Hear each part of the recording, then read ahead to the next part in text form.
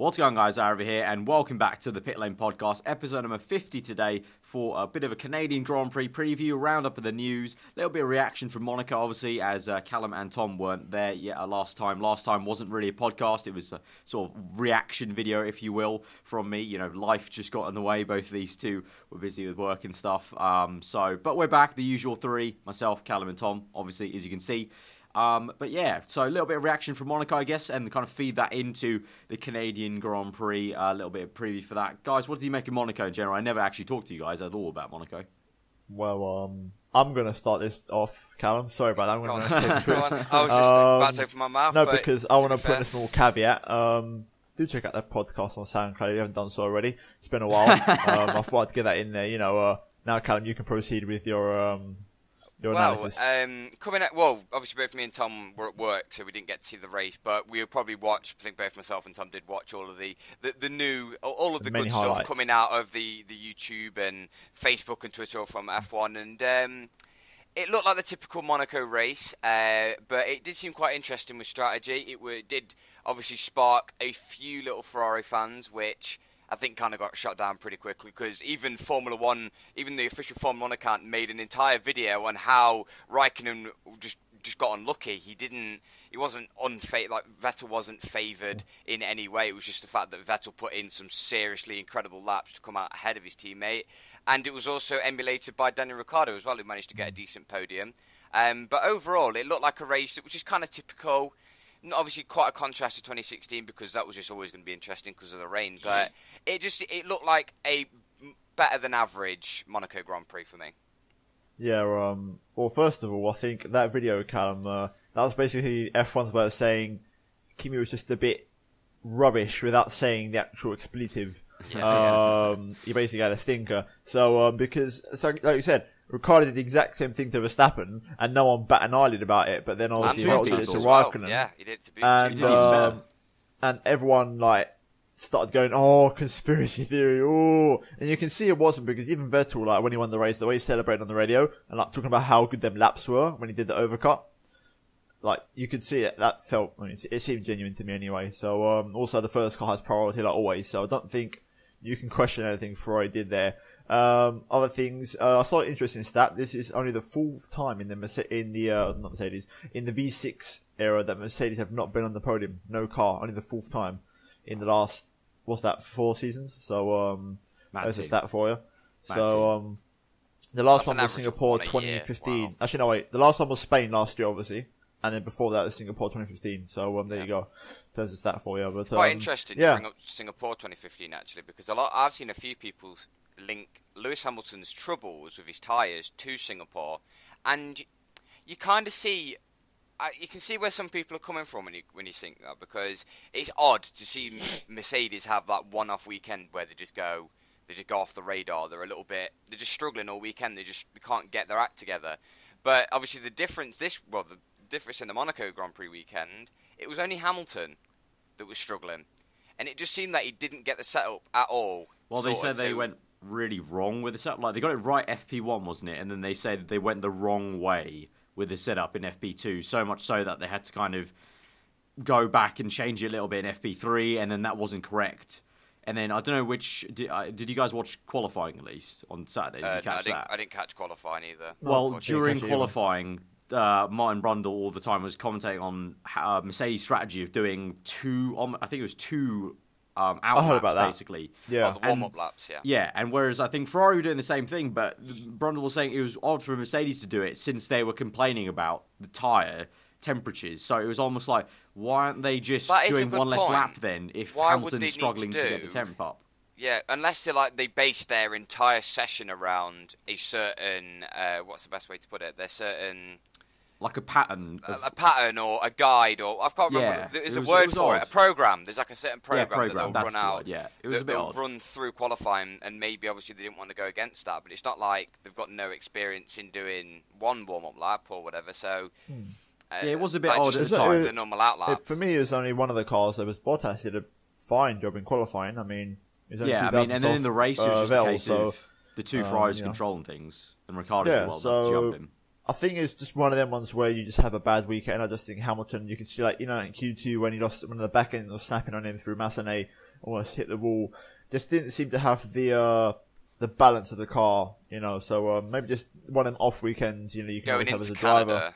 Going into Canada, though, Hamilton will be on it. Like he'll want to go out straight away in Canada, and he'll want to nail his balance because I think he'll learn a lot from Monaco. He doesn't want to have another weekend like that, and obviously it's a track that he loves, so he'll just want to go out and just nail that setup. And hopefully, I think when he puts his mind to it, and I think when he has a bad weekend like that, normally the next weekend he does come back fighting. So. I'm very. Well, they picked up on trying that, to think didn't they? about They had it. the pattern of Russia was a bad race, and Spain was great race. Monaco bad race, and Canada. It's quite an interesting one, yeah. Long down. Obviously Canada high speed, long back straight, main straight. We saw at Russia on the pole lap comparison versus Bottas. The Mercedes was actually a lot faster down that first straight until turn 2 in Russia, and then obviously Ferrari gained it back in the corners. So Canada may be a lot more solid for Mercedes, well, and I guess we got saw a good podium last year there, didn't he? So in Williams, so it might be one of the tracks that suits that sort of car. So yeah, for sure, like all Mercedes cars, because we saw Force India really struggle at Monaco. Finally their kind of chassis wasn't good enough for all the corners, but once again with the Mercedes engine, maybe good. But we sort of mentioned Ferrari would have an advantage there at Monaco. We kind of predicted that quite well in the preview podcast, saying they would have the advantage because maybe of their wheelbase or just aero in general. But yeah, it was a solid prediction, I think, because they did have the advantage all weekend. 1-2 there, So I think that's pretty bang on. So for Canada, can we try and predict the same thing? What do we think the kind of general consensus order may be in Canada? Like who's going to shine, who's not going to shine? Mercedes cars will definitely shine. I'm just going to go straight in my predictions. So I'm going to say... Okay, yeah, we can go into that. I think Lewis is going to win. Get pole. I think Lewis will win. And then it'll be Vettel in second, Bottas in third, Raikkonen in fourth, and Ricciardo in fifth. That's interesting, actually, because I was kind of thinking... I don't know. I was just thinking about Kimi Raikkonen, because he's kind of like the weird one at the minute, because he kind of came out of nowhere in Monaco. I predicted the pole in Monaco. Yeah, well done. Yeah, fair. Well done on that front. I think I predicted Raikkonen somewhere. If it was a race, I kind of jinxed him maybe, but I'm definitely thinking that Mercedes... I think it's going to be Mercedes 1-2, Hamilton pole, Hamilton win, Bottas second, and then I'd like to think, just cause... maybe see a Force India on the podium. Oh. Just cause. Oh. Turn 1's a little bit tight. You know what some people are like going into there. I feel like we should see a surprise Perez. Are you feeling like a Ferrari spin? There's left field and then there's just like underground submarine. Why not? I know.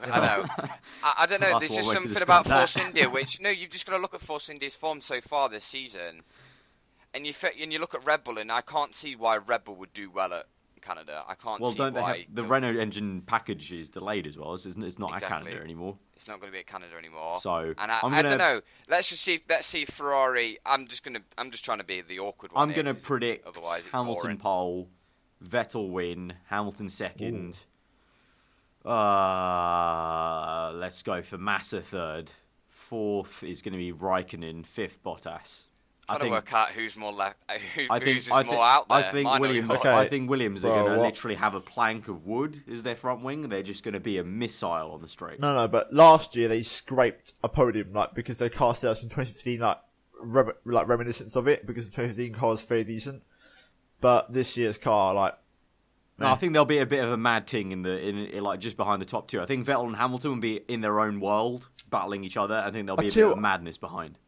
I'll modify a prediction. I'll say Massa fifth instead of Ricciardo. I'll say that much. I think they can trump Red Bull, but I don't think they're going to touch the top four personally. I think it'll be interesting for Williams to be better than Force India maybe in general this weekend, just for the sake of that battle in the midfield. Although yes, it's great to see Force India up there. It's also better to see a actual genuine battle, because at the moment Force India really just trouncing them in terms of points. So it'd be kind of cool to see that. But yeah, so that was our prediction in the Canadian Grand Prix. So we'll see how well we get that. I don't know if we exactly got the actual order of our predictions right in Monaco, but I think generally, we can pat ourselves on the back that we got the Ferrari advantage correct vibe from the last one.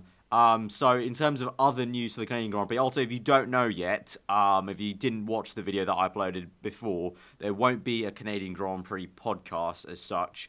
I will try and put out a vlog video for that, but basically I'm not here in the UK, and then Callum and Tom would have work anyway, probably, so it might be quite awkward. I mean, it's an evening race. Actually, it's an ironically, evening it's race. the one that We me can't- and that's the Tom one we can probably watch. could make Oh, it. it's the one Yeah. race. It's the one we I don't know. could So if you manage two it. want to do your own podcast, I'll upload that to your channel. You could do that as like a Maybe. rogue pit lane A rogue podcast. one. We'll go off But that. Yeah. in terms of on this channel and SoundCloud, there won't be one. There'll just be hopefully a vlog reaction video from me from stateside. But yeah, talking about any other Formula One news, I guess Callum will take that to you because that's sort of your area, I guess, in these podcasts. Well, obviously the big one last weekend, which Aarav, you did make a video about, was Indy 500, and Oh, yeah. we didn't can come really out the talk back about of that. Also, just a whole round, just massive face palm on Honda's front. Not only does Honda screw Well, they over still won the Alonso, race with a car. They still won the race technically, but they still screwed over their main man. I think the I guy who didn't led mention the it. race at one point. I didn't mention it in the video, More but than I think once. that's something Andretti said in an interview, or like just on the grid post race. He was like, that's why we have like 6 bullets in the chamber, like just kind of implying that's why we enter 6 cars here. Technically, they're all Andretti because you just need that many to try and win the race. Try and win, yeah. But the main thing, obviously, was just a massive heartbreak for Alonso. But afterwards, obviously going into there was still a lot of media around the IndyCar and all that stuff, and other drivers. Would you like to take part in the Indy 500? And the question was asked to Hamilton, and he just kind of shrugged it off. He was like, maybe, but he doesn't really like Indy cars. He's not a fan of He's not the fan of the new ones. Yeah. Basically, long story short, Hamilton put his middle finger up at IndyCar, just went, nah, I'm not really a fan of that, and I don't think the drivers are any good. I think Alonso will basically trounce them. And obviously, Alonso did step up at Indianapolis, and he really did show what he was worth, especially with that save through turn 2. He almost binned it in the middle of the race, but just shrugged it off. But the IndyCar drivers have actually punched back, and I think it was Graham Rahal, James Hinchcliffe. I think Graham Rahal was bigging up Scott Dixon, saying that, we're not as bad as we think. We're not as bad as you think. But I don't know what you two think about it. But we're obviously going to be very. I think it's just two different ego worlds, kind of butting heads. Like the way I watched the video, the way Rahal just goes, kind of like if you put Scott Dixon in that other Merc, and I think Lewis is gonna. I think the words were like. Going to paraphrase, but I think he was like, I think he's going to have more on his hands than he thinks he will. Yeah. I think it's just quite a lot of egos. It's especially for the Indy 500 comparison. It's two different worlds. Like you saw how much prep Alonso still have to do to like get ready for it. Although obviously, half of me wants to also agree with the one statement Hamilton made on the fact that he came in and got 5th straight away on the qualifying. And then was able to get up to speed, but at the same time, I just feel like there needs to be a bit more respect all round for other drivers and just like sort of, you're not in the same category, so just shut up, do the talking on the track. If you want to come over here and race, then you can talk, but if not, just seemed a bit of a pointless thing to say. You could have just said, just could have said like, no. Rats, like it's good for both sports, and just that's it, or exactly. Or like no, but it's great to see things happen for just I mean, sports, after the Indy 500, I for sure I'm going to check out the next Indy 500, even if Alonso's not racing. It was a lot of fun to watch, and I don't know. Personally, Hamilton's behaviour, like, even after the race, that he's trying to stir the pot with the Ferrari drama thing. Now the IndyCar statement, he's got some sour. He's got some bad juju, I think is the words. Yeah. He's like almost like out the pram. Unfortunately, like in public. I don't know, which is kind of ironic because before the Monaco weekend, Toto Wolff was saying that Lewis has come back as a different person after the winter, and that now he feels now he kind of. Well, I think again paraphrasing, he was like, I think now he understands he's just one person part of a team, and he feels more of a team sense with Mercedes rather than the team let me down, fuck's sake. Which is kind of ironic now, thinking about all the statements he's made. So, because all the statements sort of kind of give off, like the past vibes he's had, like, thinking back to like 2011, just one bad negative result all the time and stuff. Don't know. I think all around it's just a little bit silly, to be fair, but. Well, as a marketing stunt, it worked. I'm watching the Indy 500 next year. I think all of us are. So, but am I going to watch the rest of the IndyCar season? Probably not, because I'm not that interested in IndyCars themselves. They're not. Me and Aarav were literally just talking before the podcast.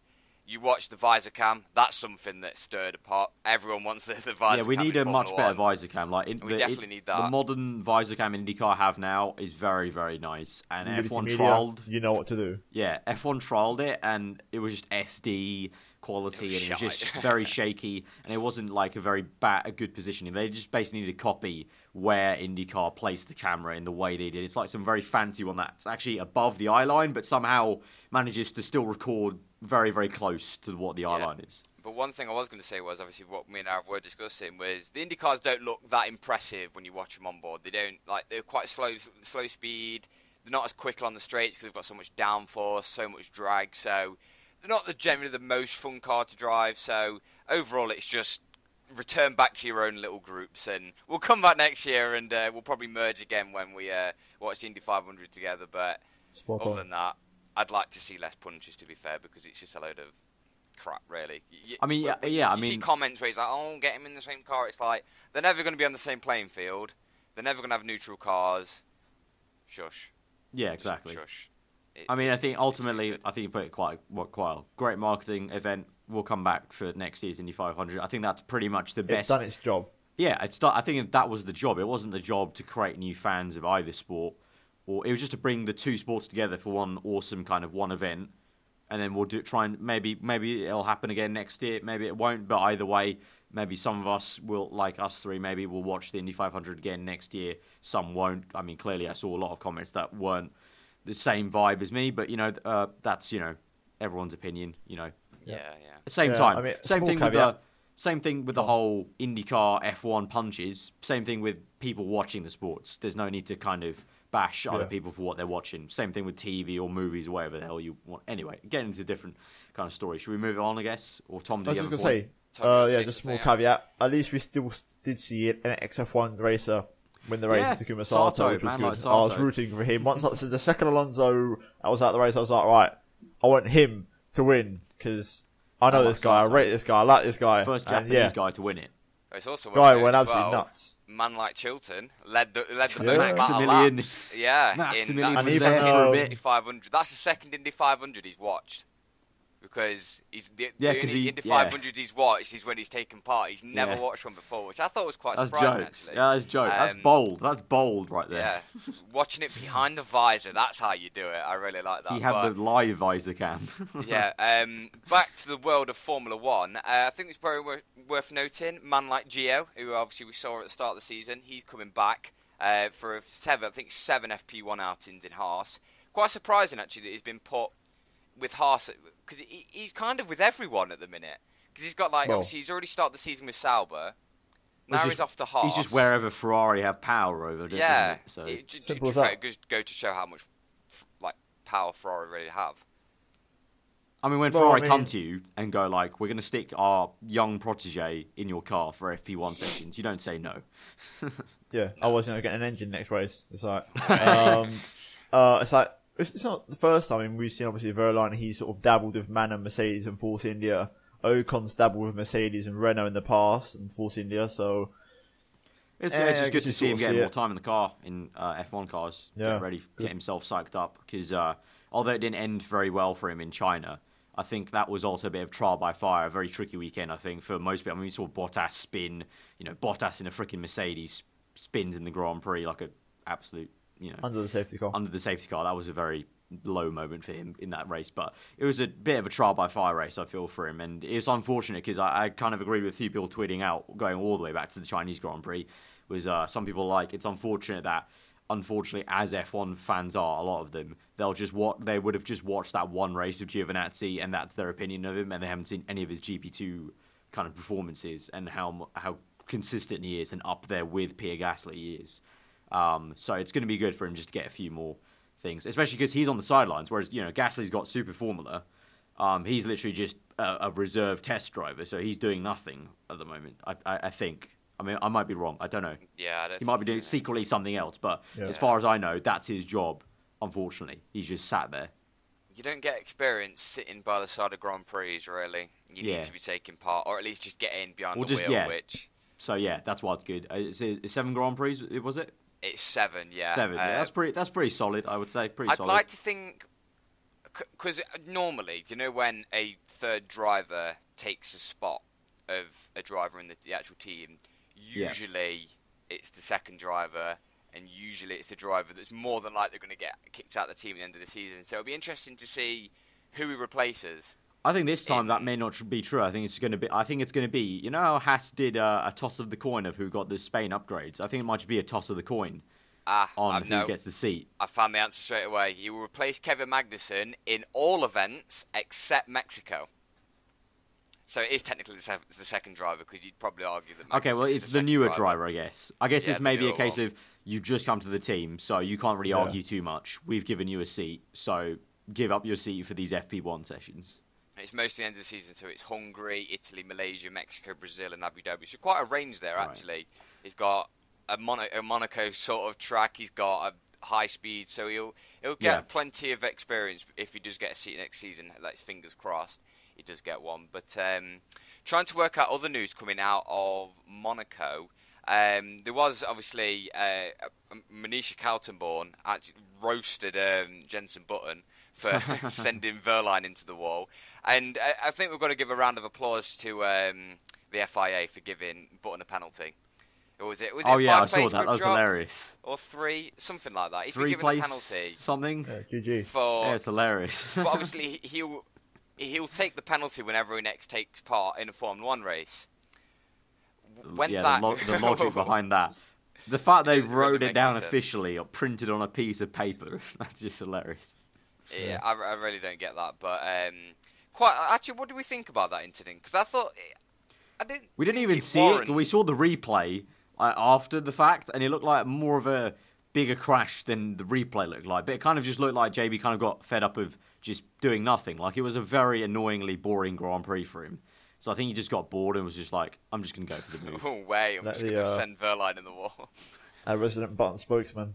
Just comment on this one. Well, you two didn't watch the race, so you can't really talk too much, can you? I watched the full race, so I saw how boring his race was.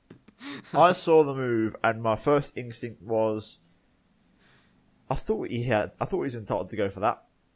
That's what I first thought. I thought he was as well. I thought he was I don't know why. Alongside enough to. I personally think Verline could have left a bit more room, personally. That's what I thought. But then you do look at the nature of Portier and you think, coming from that far also, back. About Portier, I think one of the Cody's employees pointed out on Twitter, and I was like, once I realised this, I couldn't stop thinking about it. And then as soon as I read his tweet and saw it, I couldn't stop thinking about it. Portier, why have they got a painted wall instead of just showing the actual?